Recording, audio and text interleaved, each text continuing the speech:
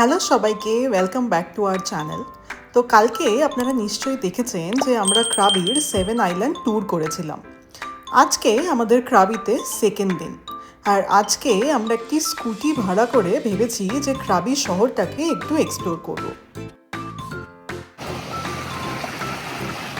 কোথায় এখন আমরা? এখন নোয়াখাপা বিচ। কি নাম? নোয়াপাড়া বিচ। হ্যাঁ, তো এরকমই একটা নাম, খুব সুন্দর বিচ। হ্যাঁ, এটা আমাদের হোটেল থেকে কত? 3 কিলোমিটার। 3-4 কিলোমিটার মতো। আমাদের আসতে 6 মিনিট লেগেছে। হ্যাঁ, ওইরকম 6 মিনিট লেগেছে। আর খুব সুন্দর বিচ, ফাঁকা একেবারে। ইয়েস। জলের অপূর্ব কালার, সুন্দর জলের কালার। সামনে এখানে একটা খুব সুন্দর হাঁটার জায়গাও আছে, মানে গ্রিনারি প্লাস বিচ প্লাস জল, সব শুদ্ধ একটা দারুণ পরিবেশ। হ্যাঁ, আমরা যে আওনাঙে আছি সেটা একটু ক্রাউডেড। হ্যাঁ, আমরা ক্রাবির আওনাঙে আছি। তো আওনাংটা খুবই মানে মার্কেট প্লেস, প্রচুর টুরিস্ট আছে, এমনি থাকার জন্য বেশ ভালো। তো ক্রাবিতে মেনলি থাকার জায়গা হচ্ছে আওনাং বিচ, আর এটা এখন আমরা যেখানে এসেছি সেটা হচ্ছে নোপারাথারা বিচ। এখানের ভাইবটা কিন্তু একদম অন্যরকম আওনাংয়ের থেকে। দুটো বিচের মধ্যে পার্থক্য কিন্তু 3 থেকে 4 কিলোমিটারের। আমরা রয়েছি আওনাংয়ে, আমাদের এখানে আসতে কিন্তু একদমই বেশি সময় লাগেনি। আর এখানের রিসোর্টগুলো কিন্তু একটু ফ্যামিলি ফ্রেন্ডলি। তো আপনারা যদি নাইট লাইফ বা দোকান বাজার পছন্দ করেন তাহলে আওনাং কিন্তু একদম পারফেক্ট। কিন্তু একটু শান্তিপ্রিয় জায়গা পছন্দ হলে আপনারা কিন্তু এই নোপারার যে রিসোর্টগুলো আছে সেগুলোও কিন্তু ট্রাই করতে পারেন। তো এখন বিচে খানিকটা সময় কাটিয়ে আমরা চলেছি একটি মন্দিরের পথে, যার নাম ওয়াট কোরাওয়ারাম। কিন্তু পথে যেতে যেতে আরেকটি মন্দির চোখে পড়াতে সেখানেই নেমে আমরা খানিকটা এক্সপ্লোর করছিলাম। এই মন্দিরটার নাম ওয়াটসাই, একটি বুদ্ধ মন্দির, এবং পাহাড়ের কোলে এত সুন্দর লাগছিল যে আমরা যেতে যেতে নেমে একটু এক্সপ্লোর না করে পারলাম না। আর নোপারা থেকে প্রায় 18 to 20 কিলোমিটার দূরে তৈরি এই ওয়াট কোরাওয়ারাম। এত সুন্দর আর্কিটেকচার, এটা কিন্তু ক্রাবির one of the must visits. আর এখানে এসে দেখি যে আমরা একটি ওদের ওয়েডিং ফেস্টিভ্যাল চলছে।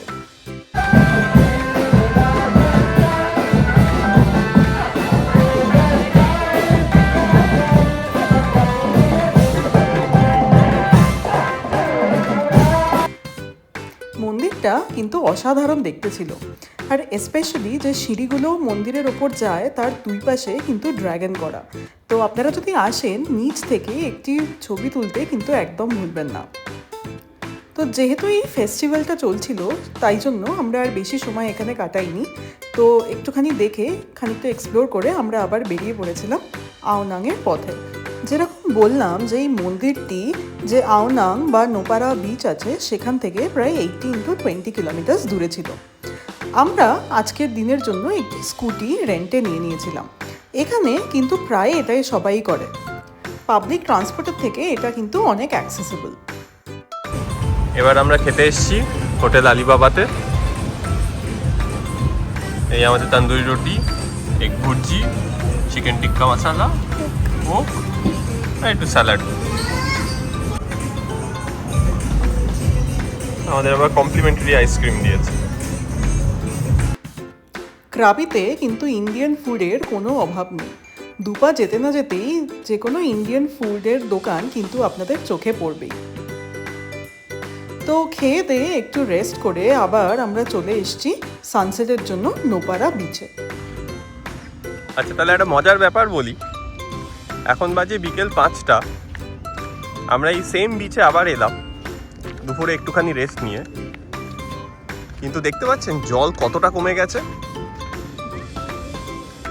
এই এত দূরে জল চলে গেছে। ভিডিওটা যদি একটু পিছনে করে দেখেন, এই সব জায়গায় আমরা সকালে ছবি তুলে গেছি। সকাল মানে ধরুন 11টা-12টা, কিন্তু এখন এত দূরে জল চলে গেছে।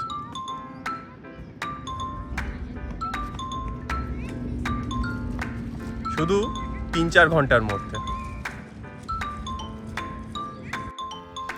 সানসেটটা কিন্তু নোপারা বিচ থেকেই যথেষ্ট ভালো দেখা যায়, আওনাং থেকে অতটা ভালো দেখা যায় না।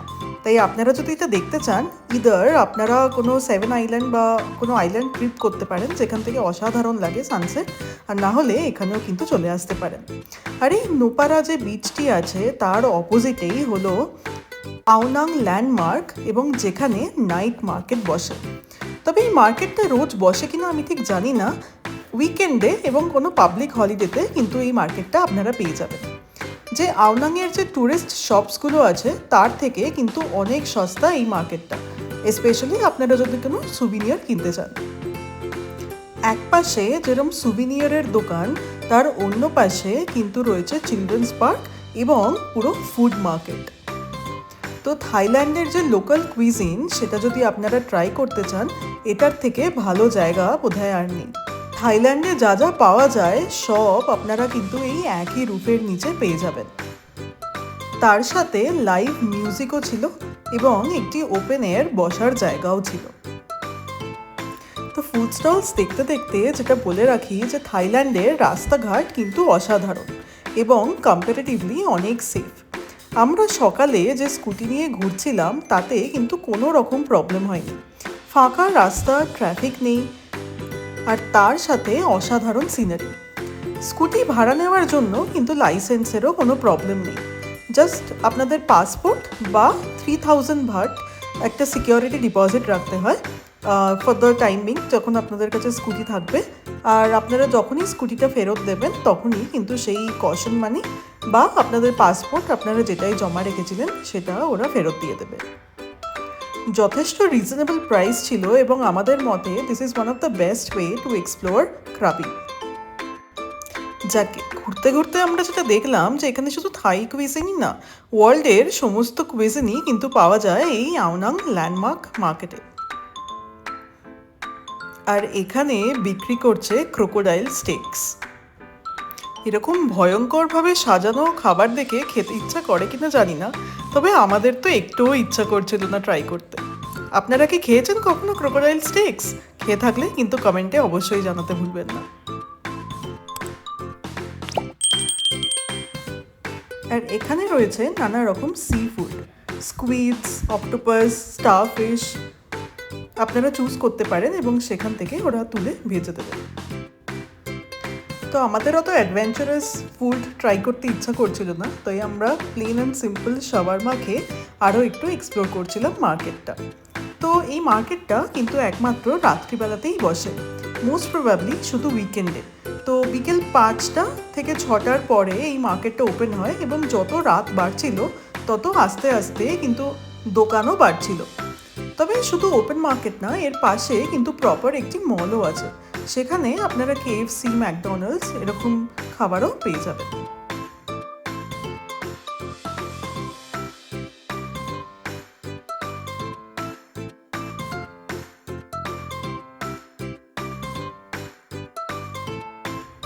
এখানে এসে জানতে পারলাম যে থাইল্যান্ডে নাকি বক্সিং কালচারও খুব ফেমাস। তো এই আওনাং ল্যান্ডমার্কের পাশেই কিন্তু একটি বক্সিং রিংও ছিল এবং সেখানকার টিকিটও বিক্রি হচ্ছিল। তো আপনারা যদি চান সেখানে গিয়েও কিন্তু এক্সপিরিয়েন্স করতে পারেন, লাইভ বক্সিং ম্যাচ দেখা।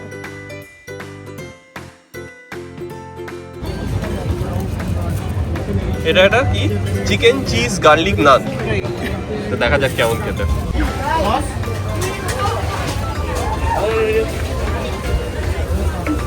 এগুলো কি ঘুবড়ে বিছে?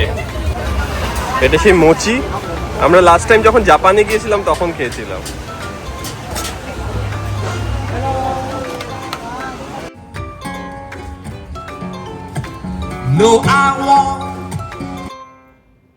তো আমরা আরও কিছু টুকটাক খাবার ট্রাই করে আবার চলেছি হোটেলের পথে। কালকে আমরা যাব কিন্তু সানরাইজ দেখতে একটি খুব সুন্দর জায়গায়। তো ভালো লাগলে do subscribe to our channel and keep following us.